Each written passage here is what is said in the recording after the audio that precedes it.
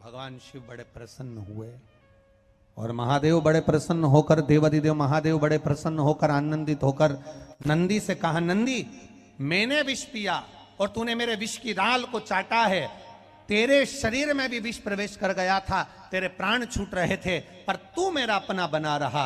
आज मैं बड़ा प्रसन्न हूं। नंदी मैं तुझे वर देता हूं, जहां मैं हूंगा मेरे सामने तू सदा विराजमान रहेगा। नंदी इस वर से ज्यादा प्रसन्न नहीं हुए। नंदी इस वर से प्रसन्न नहीं हुए। नंदी की प्रसन्नता इस वर से नहीं रही। नंदी इस वर से प्रसन्न नहीं हुए। नंदी ने जब प्रसन्नता जाहिर नहीं करी तब शंकर जी ने पूछा, नंदी तू प्रसन्न नहीं दिख रहा है, क्या बात है, तेरा चेहरा उतरा हुआ है। मैंने तुझे इतना बड़ा वर दिया कि जहां शिव होगा वहां नंदी होगा, फिर तो तुझे खुश होना चाहिए, फिर तू दुखी क्यों हो रहा है। नंदी ने कहा, प्रभु आप जहां रहोगे मैं वहां रहूंगा, मना नहीं, पर मैं बेल हूं, धर्म हूं। बेल पृथ्वी पर रहता है, इसलिए आपसे केवल इतना निवेदन है, जैसे भगवान विष्णु वैकुंठ में रहते हैं, ब्रह्मा ब्रह्मलोक में रहते हैं, इंद्र इंद्रलोक में रहते हैं, देवता देवलोक में रहते हैं, पितर पितृलोक में रहते हैं, गंधर्व गंधर्व लोक में रहते हैं। आपसे निवेदन है, आप कभी अपना नया लोक मत बनाना जिसमें जाकर आप बैठ जाओगे। अगर मैं अकेला वहां पर जाकर बैठ गया तो मेरे अकेले का कल्याण होगा। इसलिए भोलेनाथ आपसे ये नंदी आज केवल इतना मांगता है कि आप पृथ्वी को छोड़कर किसी लोक में मत जाना, बस इतनी कृपा करें।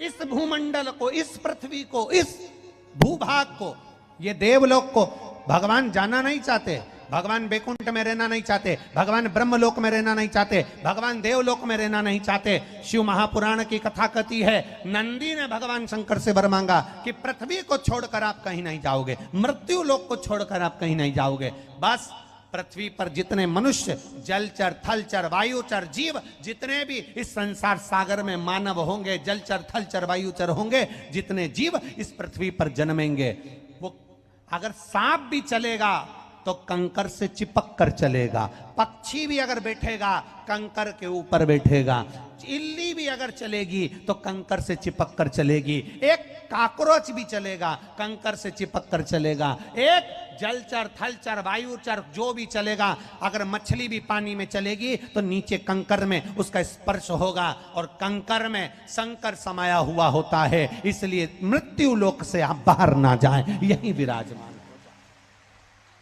इन जीवों का कल्याण।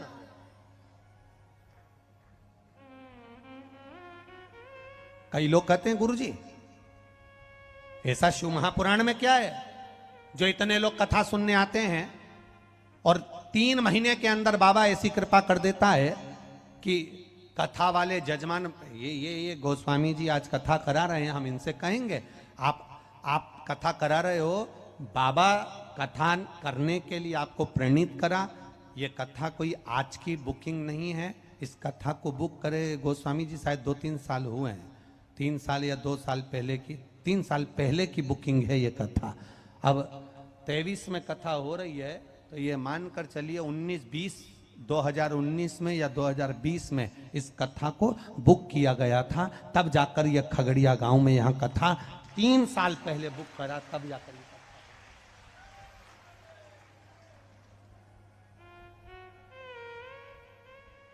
अब जैसे जैसे कथा का विस्तार होते गया, अब 2019 की कथा थोड़े छोटे में हो जाती थी, फिर 2020 की कथा और विशाल में होती गई, फिर 2021 की कथा और विशाल में होती चली गई, फिर 2022 की कथा और विशाल में होती चली गई। अब ये 2023 की कथा, जैसे जैसे कथाएं टीवी पर गोस्वामी जी सुनते थे, आधे टेंशन में रहते थे, कैसे होगी।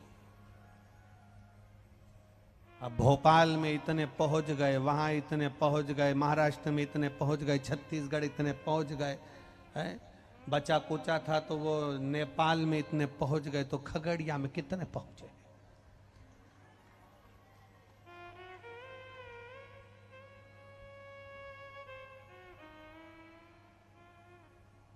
अब विचार करिए,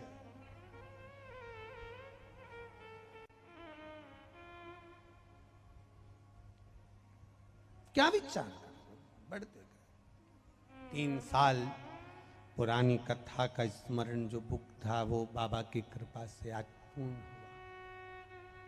और हम कहेंगे जितने लोग यहां पर आए हैं, जो किसी को पानी पिला रहा है, एक बिस्कुट का पैकेट भी अगर किसी को आपको खिलाया है, वो लिखकर रखना, पानी पिलाया वो लिखकर रखना। और कोई व्यवस्था आप इस शरीर के माध्यम से किसी को बिठा रहे हैं, व्यवस्था में लगे हैं, सेवा में लगे हैं।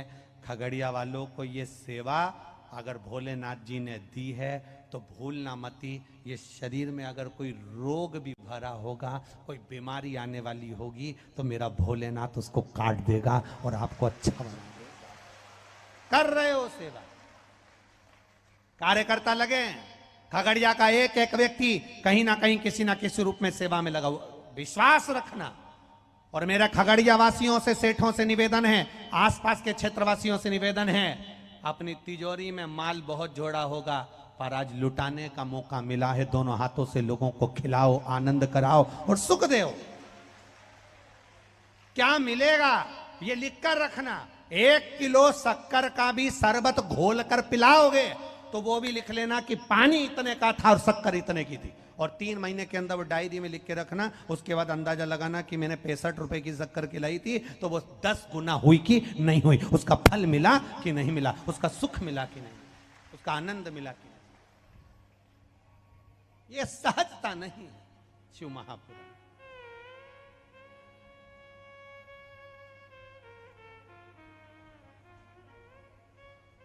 अरे महाराज, ये पुण्य का आनंद भाव है जिसको हम लेने के लिए बैठे हैं। जैसे वो पार्वती मैया जाती, अरे काशी में खुली है दुकान, अपने दिल की बात, अपने भाव की बात, अपने हृदय की बात भगवान देवाधिदेव महादेव जहां जगह मिले,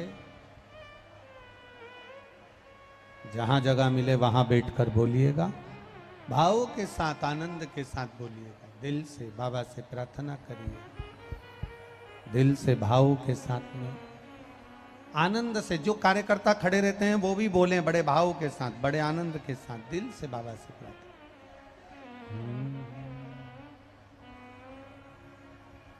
श्री शिवा नमस्तु, श्री शिवा नमस्तु, श्री शिवा नमस्तु, श्री शिवा नमस्तु, श्री शिवा नमस्तु। बोला सब दुख काटो मारा, ओ भोला सब दुख काटो मारा। शिव शंकर जपूं तेरी माला, भोले बाबा जपूं तेरी माला, भोला सब दुख काटो मारा, ओ भोला सब दुख काटो मारा। वेश है मंगल मंगलकारी, वेश है मंगल मंगलकारी, शमशान वासी हमारा, शमशान वासी हमारा, ओ भोला सब दुख काटो मारा।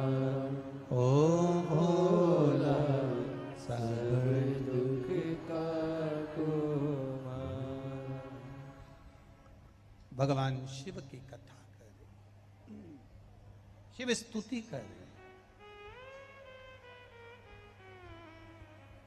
नंदी ने भगवान के मुख से जो विष की राल नीचे बह रही थी उसको नंदी ने चाटना प्रारंभ किया। जब नंदी ने चाटना प्रारंभ करा और उस राल को जब नंदी ने चाटा तो शरीर में कष्ट हुआ। भगवान शिव से वर नंदी ने मांगा कि आप पृथ्वी को छोड़कर कहीं ना जाए, मृत्यु लोक को छोड़कर कहीं ना जाए, इस भूमंडल को छोड़कर कहीं ना जाए। देखा जाए, अगर आप स्मरण करेंगे और अगर आप देखेंगे तो देखा जाए तो अगर आज देव अधिदेव महादेव मेरे शंकर भगवान, मेरे ओघड़ी, मेरे शिव दातार, मेरे शंकर भगवान, मेरे ओघड़दानी अगर आज पृथ्वी पर हैं, मृत्यु लोक में अगर मेरे भोलेनाथ जी अगर आज विराजमान हैं, भूमंडल पर अगर आज मेरे भोले बाबा यहाँ पर विराजमान हैं, तो ये समझिएगा कि ये नंदीश्वर की कृपा है। इसलिए नंदी के गले पर भगवान शंकर ने अपना हाथ फेरा। नंदी के गले पर भगवान शिव ने अपना हाथ फेरा। आप में से कभी किसी ने किसी बेल, किसी नंदी के गले पर हाथ फेरा है? बोलो, जम के बोलो जरा। आपके दरवाजे पर कोई बेल आया हो, आपके घर में गाय का छोटा सा बछड़ा हो, आपके घर में कोई गाय का पुत्र हो, बेल हो, नंदी हो, उसके गले पर कभी हाथ फेरना तो गला ऊंचा करते जाता। किस किसने फेरा है? जिस जिसने कभी हाथ फेरा हो। गाय को भी अगर हाथ फेरोगे ना, गाय के गले पर हाथ फेरोगे तो गाय भी मुंह ऊंचा करती।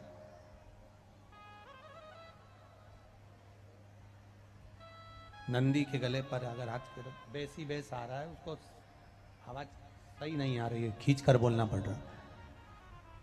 नंदी के गले पर अगर हम हाथ फेरते हैं तो वो गले को ऊंचा करता है और ऊपर और ऊपर।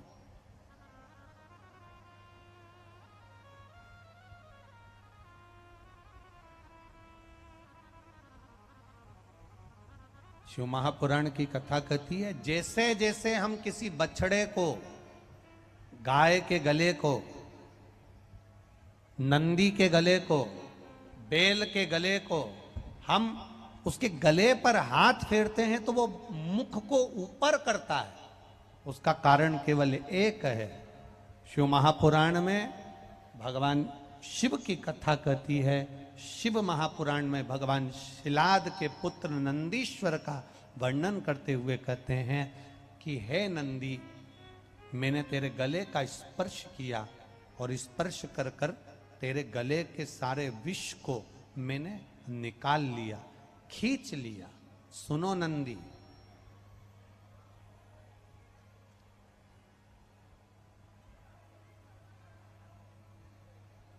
तुम्हारे नाम को लेकर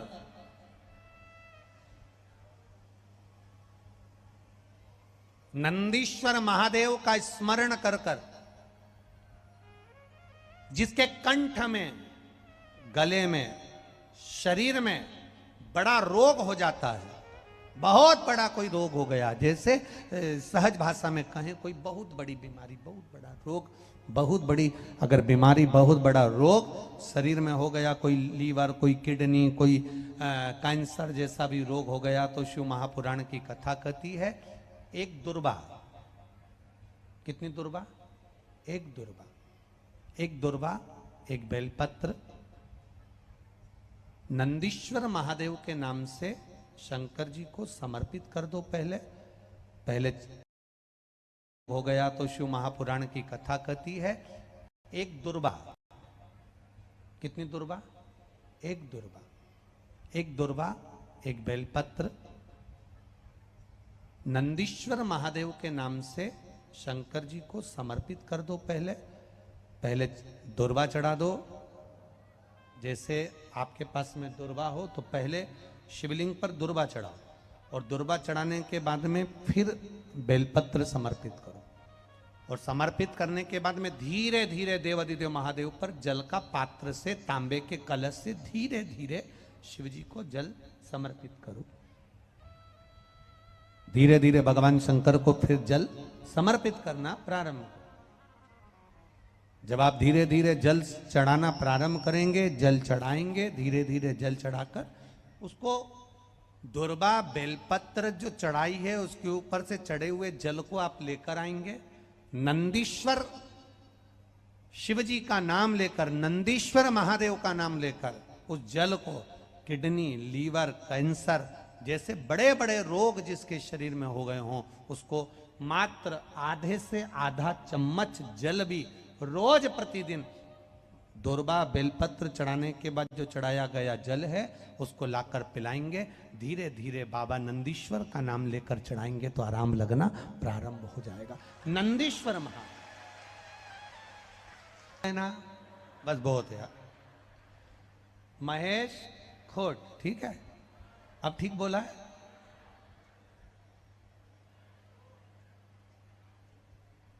क्या कहा बनी? ठीक है, ठीक है ना। हाँ। खगड़िया जिला महेश खोट, नाम मेरा अर्चना देवी, पतला बस्ती की हूं। कहीं बैठी हैं आप? ही कहीं बैठी हो तो हाथ हिलाइएगा। आप ही हैं? हाथ हिलाइएगा, दोनों हाथ हिला दो एक बार। पहले तो आपको बहुत बहुत बधाई, शिव जी की जो कृपा आप पर हुई है उसके लिए। गुरुदेव मैं क्या वर्णन करूं,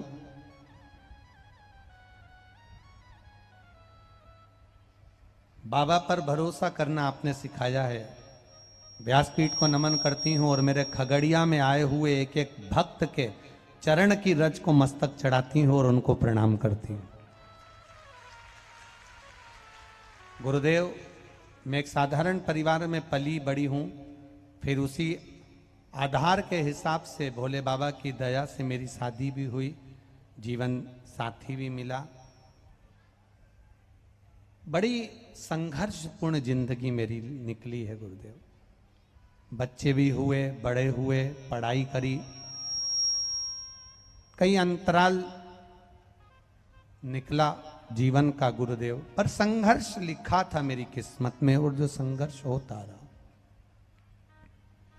बच्चे जब बड़े हुए तो बच्चों ने कहा मां, सियोर वाला महाराज कहता है एक लोटा जल सारी समस्या का हल।